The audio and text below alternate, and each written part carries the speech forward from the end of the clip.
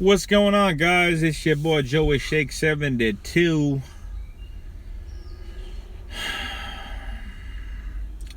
To this point, I don't even want to talk to any Eagles fans right now. Well, actually, not. I don't want to talk to any Eagles fans right now, but there are so fucking many of these fucking fans that, to be honest with you, it is just. No one's liking all these one-year deals. Nobody. And I don't know why. Because these one-year deals are contracts that will, depending on how well they play, will allow them to stay in the NFL. This is to get contract years. This is to make more money. These are your prove-it deals to see what you can do. And we have a lot of one-year deals. The only people that aren't really going to be on this team by next year, or right now, Ryan Matthews is going to be cut, so we don't got to worry about that.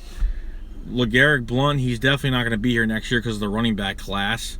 So, really, what, Jason Kelce might be out. Jason Peters is definitely going to be done with $10 million cap space, freeing that up. But holy shit, like, enough's enough. Like, enough is enough with this crap about these one-year deals. Let the guys fucking play. Let the guys show that they can play. As long as they're on our team and they're on a prove-it deal, I don't give a fuck if it's 1 year. I don't care if it's... It doesn't... To this point, it doesn't even matter. Just let them fucking play. Okay? We wouldn't have had Alshon Jeffrey. People are bitching about the 1-year deal for Alshon Jeffrey. That was very interesting when it came out and when it happened. Okay? He denied a multi-year deal to play with a good fucking quarterback. So, honestly,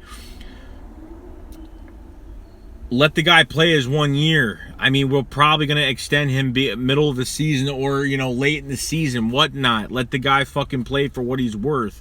Okay? If he didn't have that PED usage, he probably wouldn't be on this team. Who knows? He only got one multi-year deal. He didn't want Sam Bradford being his fucking quarterback. So, honestly, if he had a lot more fucking teams after him, then, it would be a little bit different. But the PED usage put him down. His worth, his stock in free agency went down so fucking much because of the PEDs missing a good amount of games. So, it is what it is. It is. I mean, don't you want the best talent on this team? We're gonna have the cap space next year. Why does everyone think we're not gonna have fucking cap space? You don't think that we're gonna get rid of fucking players? We're not getting rid of players and creating holes. We're getting rid of players and giving guys contracts to stay with us for a good 4 to 5 years, whatever. Let that happen. It's not a bad thing. And if something happens where somebody is bound. I'm not saying someone's bound to play bad, but honestly, just have faith in the process of these 1-year deals. Okay, we don't got any holes on this team except corner and fucking running back for momentarily. The long-term answer. Okay, I know that Harry Roseman said we're not going to go pick up Band-Aids, but we went through free agency, we went through the draft. We didn't get anybody. Well, we didn't get anybody within those times. So we just added a good Band-Aid at running back just because we can't do anything else with that position right now. There's no one to sign. There's no good running backs out there that are on the market that are producing well. So I'd rather have took LeGarrette Blount over Adrian Peterson, over Jamal Charles, over Rashad Jennings, that's still a fucking free agent till this day. There's plenty of running backs out there that don't have fucking jobs, which I wouldn't fucking take any of them. LeGarrette Blount was the best choice out of all of them, the most productive choice out of all of them, the best size, physicality, big running back, guy can get the extra yards, and that's worth a lot compared to what compared to a lot of other things. It's a lot. So these 1-year deals, you got Chance Warmack on the guard spot. We need a good guard. Alan Barber wanted to get fucking traded. You understand?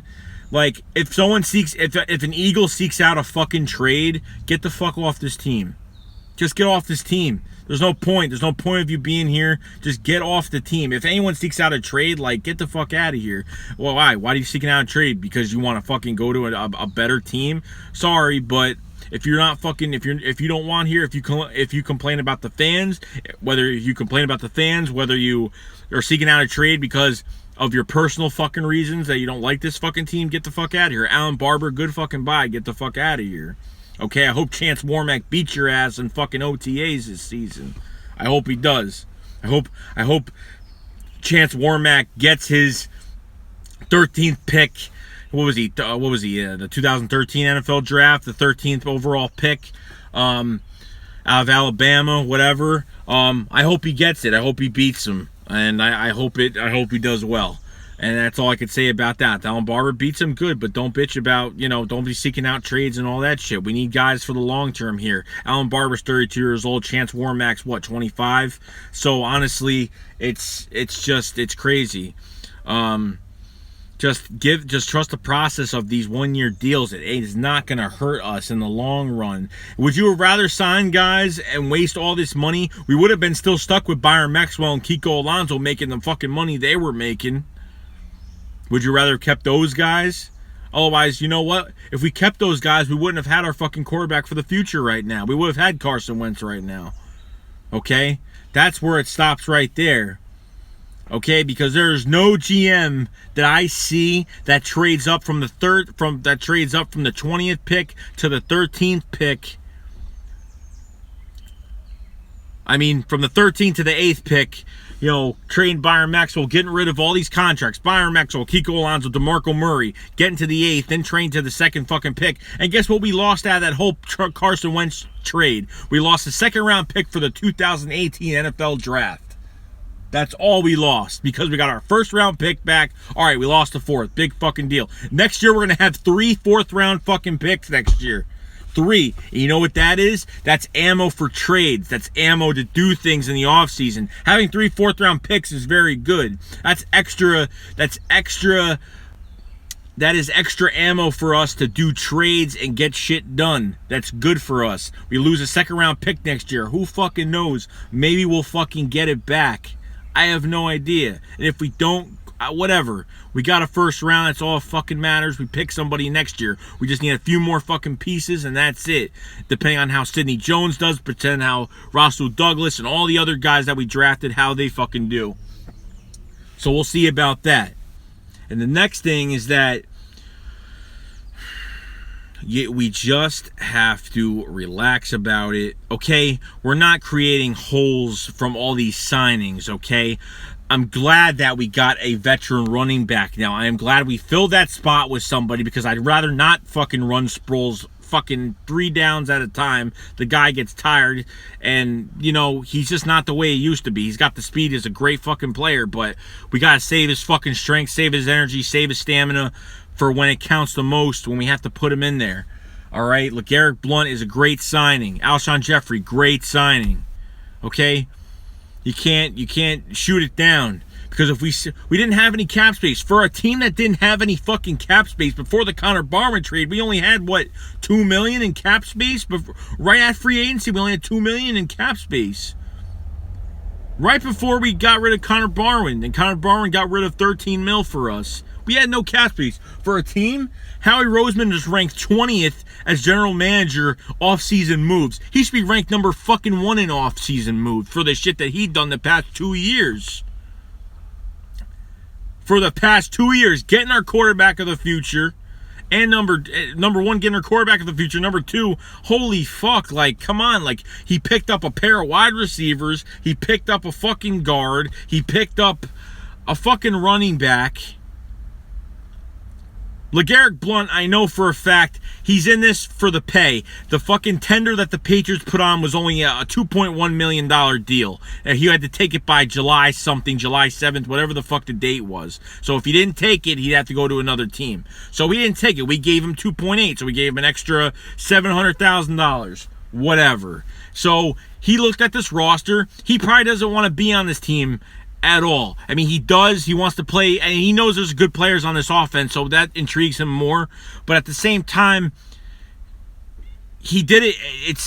They're all for the money. At most point, it's more business than it is playing and being loyal to a football team. But the other side of it is that he saw the roster. He said, "Fuck, they got no running backs. I can get in there and fucking start. I can play. I don't have to, just like at the Patriots, he was sharing the load with Dion Lewis and whoever the fuck else with 2 other fucking running backs." He's got a chance now where he could share the fucking backfield, or he could be the one prime fucking running back and show what he's got, and that's great. So I'm happy with that. Everyone should be happy with that.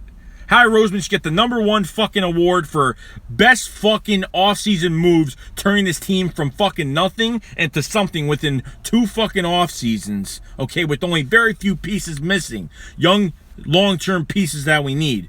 So I'm gonna go Joey Shake 72 here. Let's go, Eagles. Let's go. Let's go get this shit this season. Okay? Stop being so fucking negative. Let's do this shit.